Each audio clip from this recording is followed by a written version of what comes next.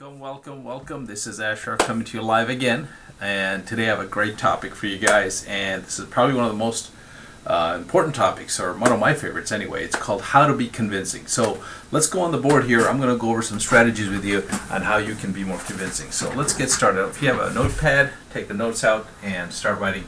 I'm going to give you 5 techniques, 5 specific strategies on how to be more convincing. Okay, for those of you that deal with people, whether you're emailing anything out to them or whether you're face to face or on the phones, make sure you write these things down. These are 5 techniques on how to be more convincing. Number one thing, you probably see me do it a lot of times when we finish the thing, is obviously smile. Okay, you see it right here.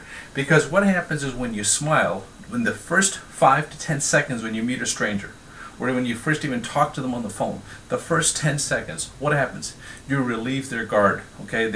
Sometimes people, get afraid of dealing with strangers when they first talk to anybody. So you gotta have that smile when you first talk to anybody. It reduces their defenses. Second thing it does, it makes them understand that you're a friendly person.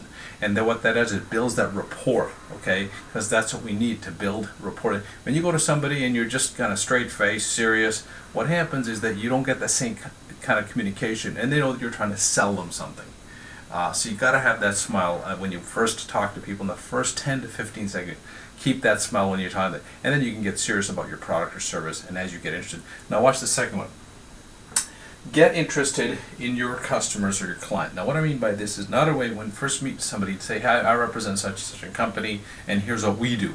They don't care who you are, what you do. They care what's in it for them, right? What's in it for the customer. So you've got to do your research.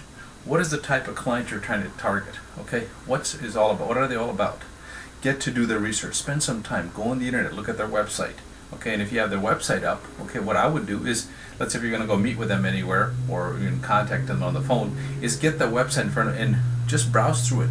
In fact, if you're going to go see anybody, okay, and walk face to face, the first 10-15 seconds when you first see them and you're smiling is you automatically pull out a website. You say, "Hey, I noticed I see your website right here." As soon as you show the client's website, guess what happens? They think that you did some homework. You spend time on their product or service, not on yours.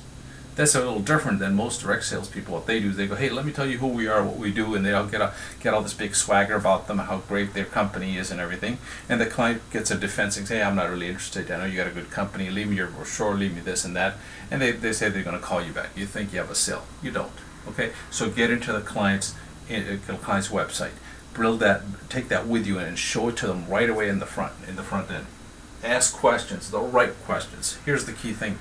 When you ask questions, the minute you walk in the door about the client, okay, where they stand in their business, okay, and how do you do that?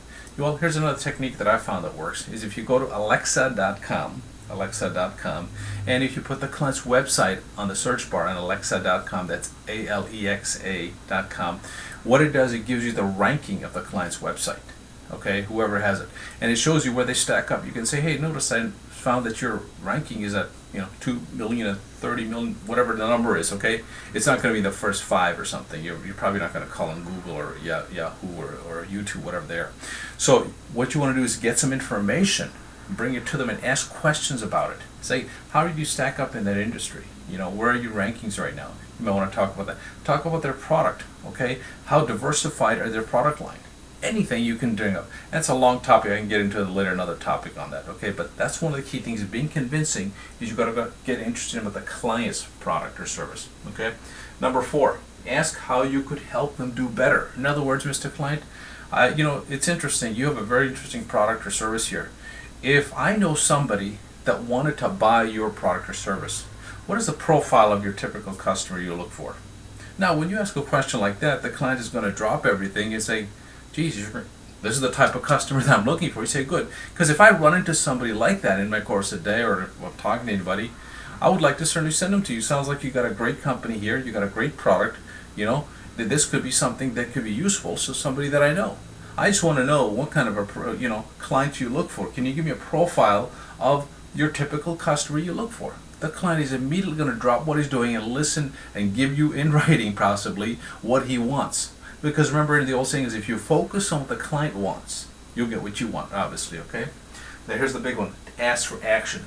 Once you've gotten to that level of communication with the client, he's giving you what he's looking for, ask for the action. In other words, what's your next step?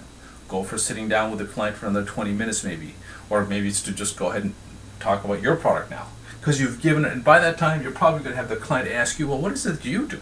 You know, you got some great questions you're asking about my business. What is it you do?